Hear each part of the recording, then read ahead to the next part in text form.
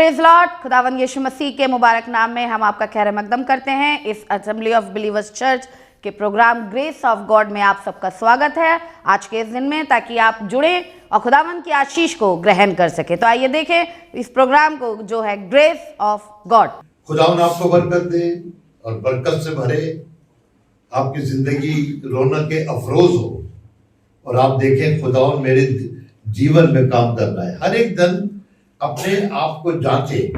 आज हमारा जो वो चल रहा है सेशन में कि अपने आप को परखो कि तुम विश्वास में हो या नहीं हो।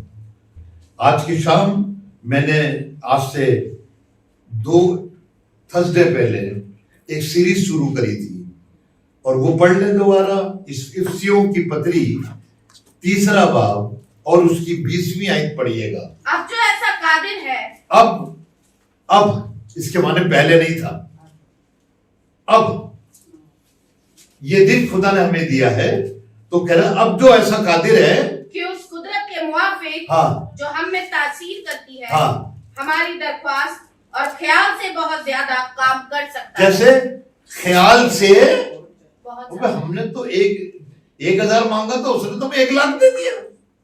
बहुत ज्यादा हम ऐसे खुदा की इबादत कर रहे हैं जो बहुत आपसे दे सकता है। और यूं लिखा है ज्यादा। कैसे? बहुत ज्यादा। आप भी अपने जीवन में देख सकते हैं, जब आप बिल्कुल हार गए थे तो खुदा ने इतना ज्यादा काम करा कि आपने सोचा भी नहीं ऐसा हो सकता है, लेकिन खुदा ने करा। ये खुदा है जो सब कुछ कर सकता है और हम चाहते हैं खुदा की ये खुदायत हमारे घरों में बने रहे। और मैंने इसमें से आपको दो संदेश सुना चुका हूं।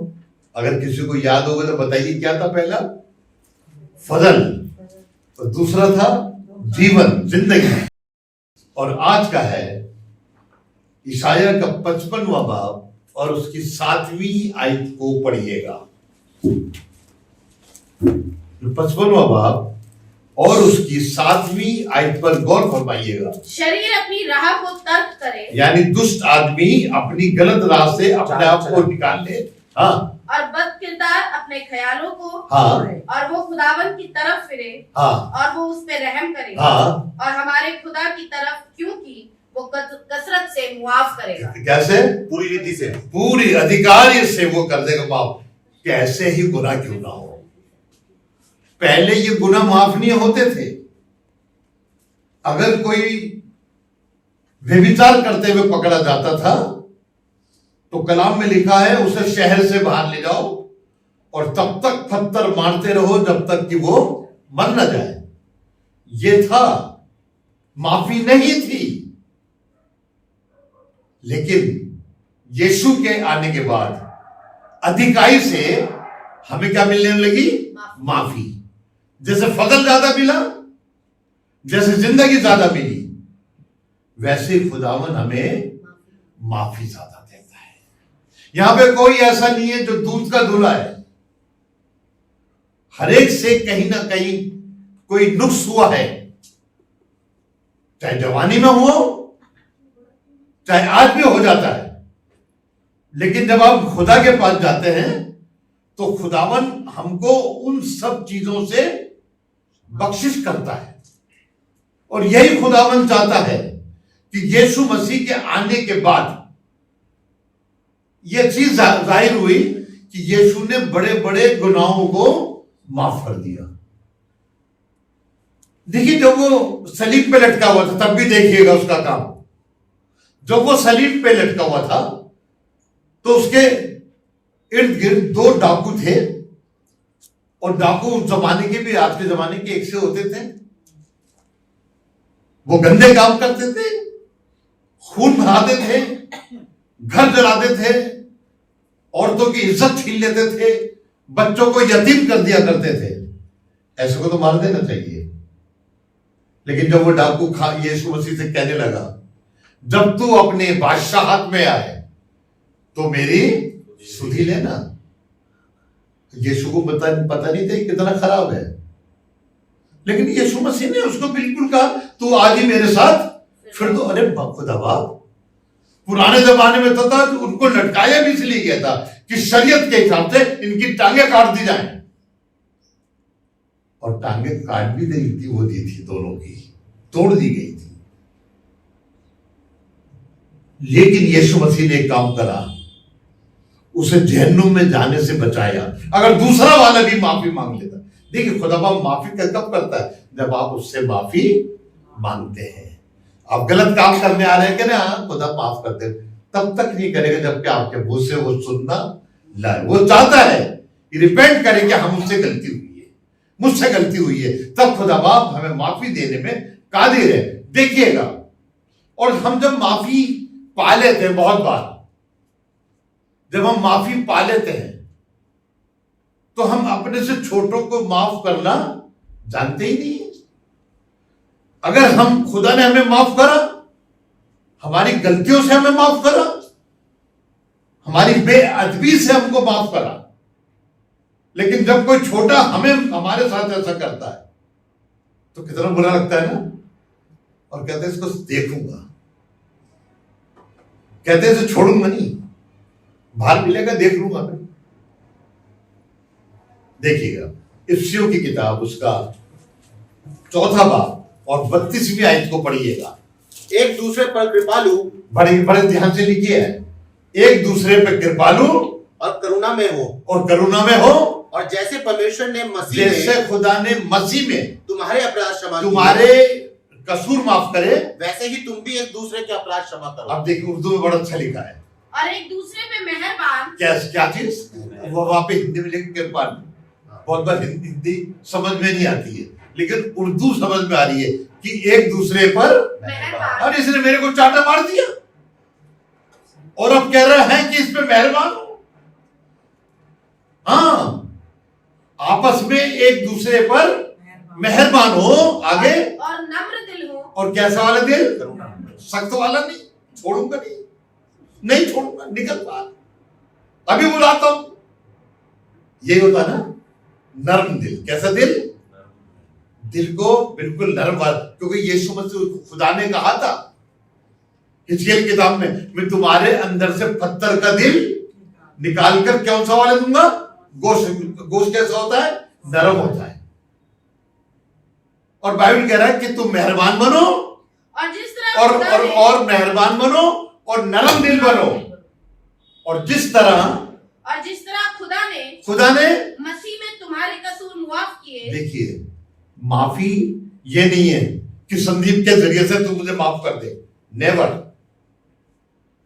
माफी किसमें है? यीशु मसीह में।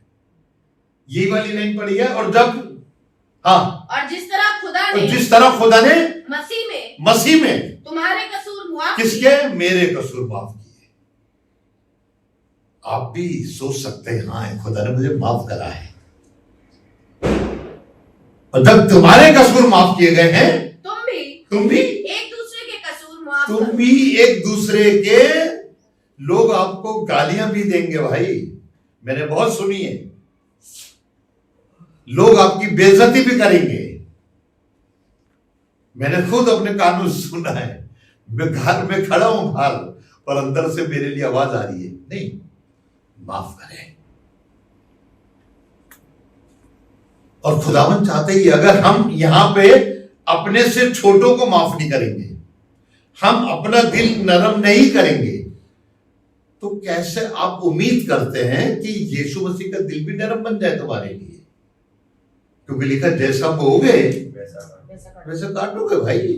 अगर तुम दूसरे को माफ करोगे, आप जब आसमान पे जाएंगे, आपने कितनी टाइट दी इससे कोई मतलब नहीं है, आपने कितने चर्च अटेंड करे इससे भी कोई मतलब नहीं है, आपने खुदा के खादिम की कितनी खिदमत करी इससे भी मतलब नहीं है।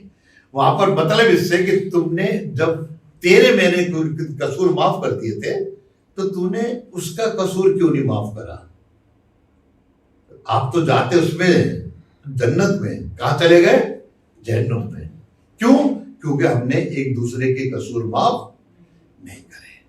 और खुदावन ये तो चाहता है कि हम माफ करें। देखिए प्रेरितों का हम 5वां बाब और उसकी 31वीं आयत को पढ़िएगा। उसी को खुदा ने हाँ, मालिक और मुंजी ठहराकर बड़े सुनिए, यहाँ पे खुदा का खादिम पतरस कह रहा है उसी को खुदा ने मालिक बनाया। क्या बनाया? जब आप किसी से किराए पे कमरा लेने जाते हैं तो वो एक मालिक होता है, ही इज द लैंडलॉर्ड। खुदा ने अपने बेटे यीशु मसीह को, अब उसने अपना नाम हटा लिया। किसको कहा? जो कोई मेरे बेटे की इज्जत करता है वो मेरी इज्जत करता है। उसी ने उसको मालिक और मुंजी ठहराकर, और क्या चलाकर? उद्धार करता। मुंजी कैसे कहते हैं? उद्धार करता, नजात दहिंदा। उसी को मुंजी ठहराकर अपने दाहिने हाथ से सर बुलंद किया, अपने दाहिने हाथ पर खड़ा कर दिया। ताकि इस्राएल को तौबा की तौफीक हाँ। और गुनाहों की माफी बख्शे। क्या सर? कौन? यीशु मसीह। हम दुआ किससे करते हैं? बाइबल में कहा मेरे नाम से जो कुछ खुदा से मांगोगे वो दे देगा। आज बहुत सौ को माफी क्यों नहीं मिल रही? शायद वो बहुत दुआ करते हैं लेकिन यीशु मसीह को अपने बीच में नहीं रखते। जब आप कोई चीज लेने जा रहे हैं तो आपके और आपके जेब के अंदर एक चीज होती है, रुपया। यीशु मसीह वो रुपया है जो हमारे लिए सारे काम करता। कुछ खरीदना, रुपए निकाल के दे दिए, जब जेब में नहीं होंगे तो कहां से लोगे? यीशु आपके पास होना चाहिए। जितनों ने उसको कबूल करा, ऐसे लिखा ना यूहन्ना 1:12 में, जितनों ने उसको कबूल करा उसने उनको खुदा का फर्जंद यानी बेटे और बेटियां बनाया। और खुदा बाप यही तो चाहता है। देखिएगा, दाऊद एक दिन लिख रहा था, इससे बहुत बड़ा गुनाह हुआ, बहुत बड़ा गुनाह हुआ और ये दुआ करने लगा। भजन संहिता 32 उसकी पहली और दूसरी आयत पर थोड़ा सा ध्यान दीजिए। वहां पे ऐसा लिखा, सुनिए, मुबारक है वो जिसकी खता बख्शी गई। बस ये बड़े ध्यान से सुनिएगा। ये उस जमाने की बात कर रहा है जिस जमाने में यीशु मसीह नहीं था, खुदा फैसला करता था। मुबारक है वो, मैं और आप सब मुबारक लोगों में गिने जाते हैं। मुबारक है वो जिनकी खता बख्शी गई। अब आप अपने देखिए, आपने कितनी गलतियां करी थी, मैंने कितनी गलतियां करी थी, लेकिन बाइबल बता रहा है, दाऊद लिख रहा है मुबारक है वो जिसकी खता बख्शी गई। दाऊद ने बहुत बड़ा गुनाह करा था। अपनी औरत को छोड़ के दूसरे पे निगाह डालना बहुत बड़ा गुनाह है, लेकिन कह रहा खुदा ने उसकी खता को बख्श दिया। मुबारक है वो जिसकी खता बख्शी गई और जिसका गुनाह ढका गया। और जिसका गुनाह, देखिए खुदा माफी कैसे करता है। कोई चीज सामने रखी रहे तो याद आती रहती है, लेकिन वो उसके ऊपर कपड़ा डाल देता है। हम यही तो चाहते हैं, हमारे गुनाहों पर पर्दा डाल दिया जाए। हर खुशी में करो ना करो, चाहे नासमझी में करो, गुनाह तो गुनाह है। मुबारक है वो जिसकी खता बख्शी गई और जिसके गुनाह ढांपे गए। देखिए अब दूसरी आयत देखिएगा। मुबारक है वो आदमी जिसकी जिसकी बदकरदारी को खुदावंद हिसाब में नहीं काय में खुदा बाप लेखा नहीं लेता, लेखा ही नहीं लेता। हम मजिस्ट्रेट के सामने खड़ा, मजिस्ट्रेट को लोग कुछ कहेंगे ना। जब हम ऊपर जाएंगे तो हमारा मजिस्ट्रेट कौन होगा? यीशु मसीह। कौन होगा? वही तो न्याय करेगा, क्योंकि लिखा है अब वो जब आएगा तो हमारा न्याय करने आएगा।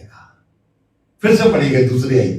मुबारक है वो आदमी, मुबारक है वो आदमी जिसकी बदकारी को खुदावंद हिसाब में नहीं लाता। किसको? ये नहीं कहता तूने देख उस दिन ये करा था ना कब। हालांकि ये चीज हमारे जहन में बनी रहती है। मेरे भाई ने मेरे को एक दिन गाली दी और 5 साल के बाद वो मुझे मिला, अमेरिका से आया और उसे देखते आगे फिर उस दिन मुझे गाली दी थी। ये इंसानी तकाजा है, लेकिन आसमान का खुदा इस तरफ ध्यान वो सब उसी वक्त माफ कर देता है। आगे बढ़िएगा। और जिसके दिल में मकर नहीं, हाँ, जिसके दिल में कपट ना हो, कपट, इसकी रूह में फरेब नहीं, पर हाँ दिल ऐसा होना चाहिए कि जिसमें गद्दारी वाली बातें ना हो। सामने से तो praise the Lord, praise the Lord, praise the Lord, पीछे क्या हो रहा है वो तो बेटा आप ही जानते हो। खुदावन ऐसों को माफ करता है। हम एक शीशे के मालिक हैं, हमारी जिंदगी क्या है, शीशे की मालिक दो, कोई भी देख ले हमें। मेरे में एक ही बहुत बड़ी खराबी है, मैं जो कुछ बोलता हूं सामने बोल देता हूं, चाहे किसी को गुस्सा आता है या ना हो। लेकिन कभी संदीप ने नहीं सुना होगा, कभी किसी और ने नहीं सुना होगा, पादरी ने मेरे लिए ये वाली बात कही, कोई नहीं कह सकता। मेरी आदत है मुंह पे बोलने की, और मैं चाहता हूं कि आप खुदा में यही बने रहें कि कभी किसी के खिलाफ कुछ ना बोले, क्योंकि खुदा तुम्हारे खिलाफ नहीं बोलता। अगर खुदा बोल रहा होता तो सब पूछ रहे थे है कौन पकड़ा होने वाला, तो यीशु मसीह कह नहीं सकता था ये रहा, ये खड़ा, लेकिन उसने कुछ नहीं कहा। लूका का 7वां बाब और उसकी 47वीं आयत को पढ़िएगा। 47 इसलिए मैं तुझसे कहता हूं, इसलिए मैं तुझसे कहता हूं कि इसके पाप जो बहुत थे, इस वाले में ये किसकी बात कर रहा है, जानते कौन है ये पापी स्त्री है, वेश्या है, जटमासी का इतर लाई थी खुदा के लिए, और वो कहने लगे यार तुमने इसको ऐसे ही माफ कर दिया। और इसने देखो इतना कीमती इतर सब बेकार कर दिए। तो 200 उस जमाने में 200 दिनार बड़ी बहुत अहमियत थी। 200 आज के 2 करोड़ के बराबर था उसने, कहना ऐसे ही बेकार कर दिया, ये तो बेचकर गरीबों को दिया जा सकता था। जी इसलिए मैं तुझसे कहता हूं, इसलिए मैं तुमसे कहता हूं कि इसके पाप जो बहुत थे, इसके गुनाह कैसे थे। बहुत देखिए आपके गुनाह थोड़े होंगे, मेरे गुनाह बहुत थे। यहां जितने बैठे हैं सबसे ज्यादा हमेशा संदीप भाई अपनी गवाही में आज तक कहते हैं मैं ये था और ये था ये था, मैं, लेकिन नहीं, इससे ज्यादा गुनहगार मैं था। और बाइबल कहती है इसके गुनाह जो बहुत थे क्षमा हुए। क्या हुए, क्षमा। इसके माने यीशु मसीह के आने के बाद हमें माफी भी अधिक से अधिक मिली। ये औरत इस काबिल नहीं थी, इसके लिए तो कहा था कि इसको शहर में दाखिल भी ना होने दिया जाए, और ये बादशाह में दाखिल। और जब यीशु ने उसकी सारी गलतियों को माफ कर दिया तो नेचुरली वो कहां पे जाएगी। और ये भी तो कहा था जहां भी मेरा प्रचार होगा इस औरत का नाम लिया जाएगा। आज खुदावन आपसे प्यार करता है और चाहता है कि वो आपकी जिंदगी को रौनक अफरोज करे। और कब होगी, जब हमारे सारे गुनाह माफ हो जाएंगे।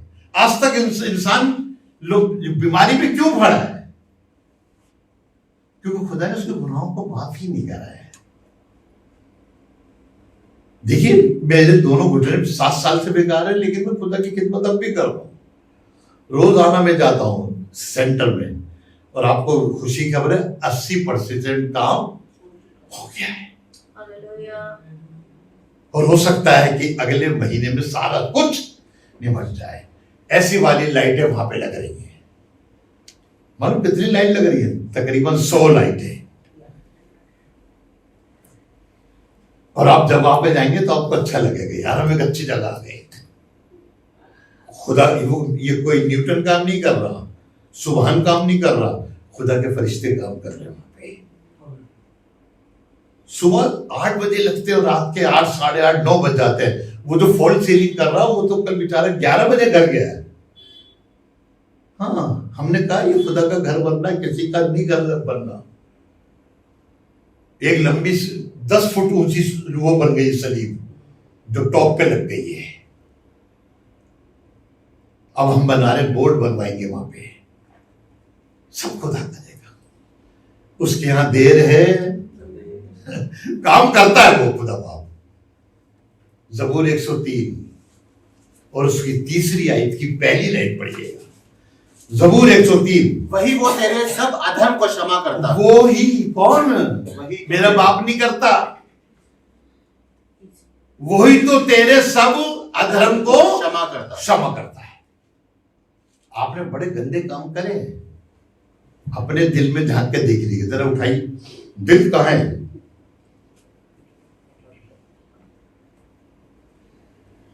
वही तेरे सारे अधर्म के काम को कैसे, देखिए कैसे। एक उदाहरण देता हूं, ये चैप्टर लगता है आज खत्म ही नहीं होगा, अगले बार भी फिर कहना पड़ेगा, जब हमारा आशीष होगा तो सोचेंगे उसके सुने।